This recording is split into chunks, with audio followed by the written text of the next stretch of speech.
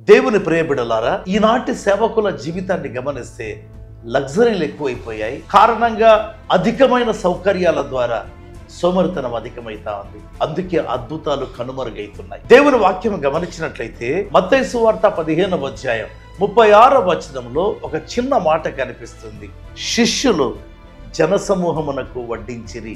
చిన్న మాట, శిష్యులు జనసమూహమునకు వడ్డించిరి. అద్భుతం మనకందరికీ తెలుసు.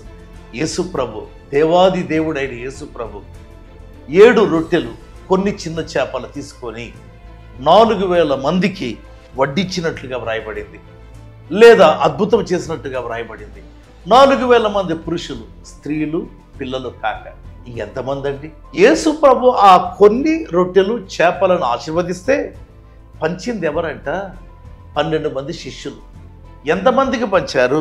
4000 మందికి పైబడిన జనానికి.